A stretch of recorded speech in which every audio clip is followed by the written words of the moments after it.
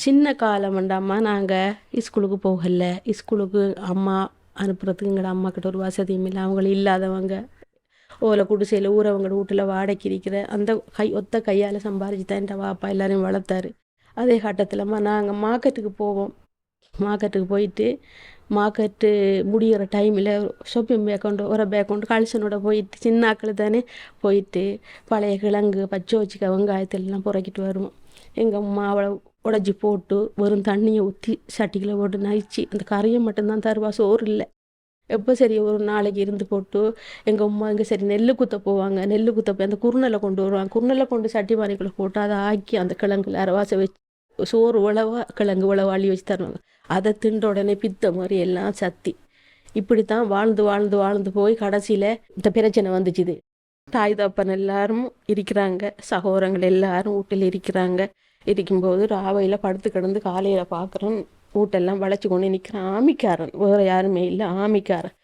ஆமிக்காரன் நின்று நாங்கள் தேத்தண்ணி வைக்கும்போது எட்டி பார்ப்பாங்க. அங்கால பார்ப்பேன் இங்கே பார்ப்பேன். நானும் கொஞ்சம் வயசு குறைஞ்சாலம்மா அந்த நேரம். இப்போ தான் நான் எனக்கு ஒரு 18 19 வயசு இருக்கும். அதுக்கப்புறம் நான் 19 வயசில் நான் கல்யாணம் முடிச்சு எனக்கு ஒரு 18 வயசு இருக்கும். 18 வயசில் தான் எனக்கு இப்போ இப்படி வந்து கல்யாணம் பேசுகிறாங்க. கல்யாணத்தை பேசி சும்மா சொத்தக்கறியாக்கி அவடத்தில் ஒரு கல்யாணத்தை முடிச்சு தந்தாங்க. அவன் கொண்டு வச்சு அவன் சொல்கிறான், நீ இவனோட போயிருக்கிறா அப்படி இப்படின்னு சொல்லி எனக்கு சித்திரவதை என் புருஷன் எனக்கு செய்கிறான்.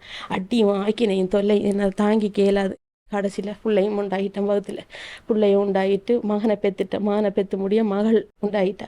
அப்போ சின்ன சின்ன ஒரு வருஷத்துக்கு ஒரு பிள்ளை 2 பிள்ளையும் எடுத்துக்கொண்டு நாங்கள் இருக்கிறோம்.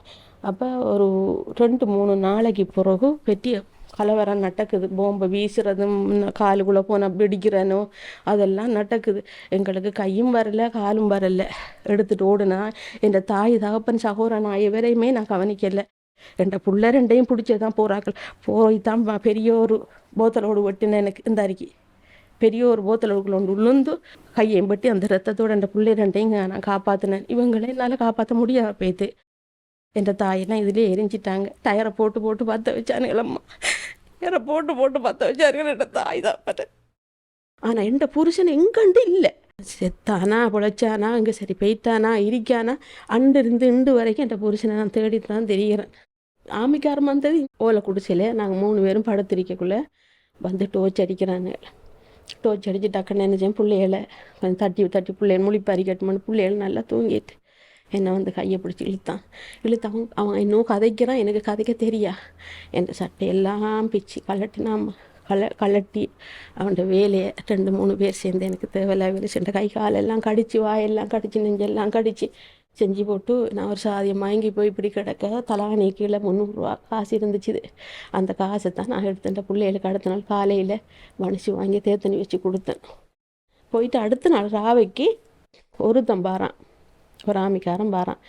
ஆமிக்காரன் வந்து தமிழால் என்கிட்ட கேட்குறான், நீ என்ன செய்கிற சாப்பிட்டியா உன் புருஷனுங்க? அப்போ நான் அவன்கிட்ட சொல்லி அழுகிறேன், எனக்கு புருஷனை காணலைன்ற பாப்பா எல்லாரும் இல்லை, நானும் 2 பிள்ளையும் தான் இருக்கிறோம். எங்களுக்கு இப்படி சித்திரவதையில் செய்யாதங்க, ஏன்டா எங்களுக்கு யாருமே இல்லை, நாங்கள் இருக்கோம், உங்களை காப்பாற்றுறதுக்கு நாங்கள் இருக்கோம் இப்படி சொல்கிறான். சொல்லிவிட்டு அவனோட வேலையை வந்து அவன் முடித்தான். 2 பிள்ளைகள் பக்கத்து வீட்டுக்கு போயிருக்கேன். அந்த அவங்க சொல்லிக்கிறாங்க, நீ வாம்மா ஏன் இப்படி இருக்கிறான், பசிக்கிறது கத்துதுலம்மா, ஒரு வழியும் இல்லை, ஒரு பானை சட்டி ஒன்றுமே இல்லை. அவங்க கூட்டிகிட்டு போயிட்டு பழைய சோறை கொடுத்தாங்கம்மா. அதுக்குள்ள ஒரு மீன் துண்டையும் வச்சு என் மகள் கல்சனுக்குள்ள அந்த மீனை சுற்றி கொண்டு எனக்கு தருகுது.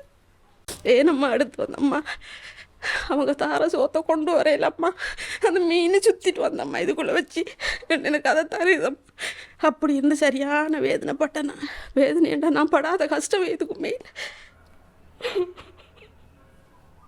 ஆமிக்காரன் தான் எல்லாத்துக்கும் காரணம். ஆமிக்காரன் விட்டு போன பிறகுதாம்மா என்னை பொதுமக்களும் கணக்கெடுத்துட்டாங்க. நான் ஒரு கூடாத பொம்பளை, இவகிட்ட போனால் நம்மளோட ஆசையை நிறைவேற்றிக்கலான்னு நானும் கூப்பிட்டுருக்கிறேன். அந்த வகுத்து பசி வர நேரம் நானும் கூப்பிட்டுருக்கிறேன். மூஞ்ச மூடிட்டு போயிட்டு எங்களோட மார்க்கத்துக்கு இதை கண்டாலே இதம்மா நான் இப்போ இப்படி அந்த பொம்பளை இப்படி வாரா, என்னத்துக்காக வாரா, ஆக்கள் கண்டுருவானுகள், என்ன கூப்பிட்டு எடுத்துருவானுங்கள்ண்டு இதுக்கு தான் எங்களோட மார்க்கத்தில் கண்டுபிடிச்சா எங்களை இழுத்து போட்டு அடிப்பானுங்கள். ஆனால் அவங்களுக்கு விளங்காது நாங்கள் பாடுற கஷ்டம்.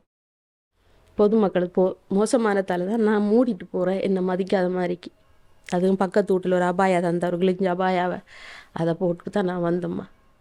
ஒரு நாள் அம்மா ஆமிக்காரன் வந்து என்னையோட இருக்கிறத அந்த பிள்ளைய ரெண்டும் கண்டுட்டு பேசாமல் இருந்துட்டு அப்போ அந்த பிள்ளை கேட்டுச்சு ஏனம்மா அவன் போலீஸுக்காரன் எல்லாம் இங்கே வாரானுங்களே ஏனம்மான்னு கேட்டுச்சு. நான் என்னம்மா செய்யட்டும் உங்களுக்கு தின்ன கொடுக்கத்தானே அம்மா அம்மா இப்படி எல்லாம் போகிறேன்னு இருந்தால் நான் போனம்மா உங்களை விட்டு போட்டோம்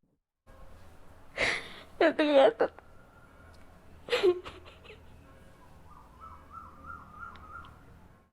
என்று சொல்லியிருக்கேன். நான் செஞ்ச தப்பு காத்து என் பிள்ளைல எண்ணி விட்டுட்டு போயிட்டு ஆமிக்காரனோட கேவலமாக போனது வந்து எனக்கு ஒரு வெறி அம்மா. இப்போ என்னோட வெறி நான் உசிரோட இருந்தேன் செத்த என்னோட நோக்கத்தில் நான் இருக்கிறேன்.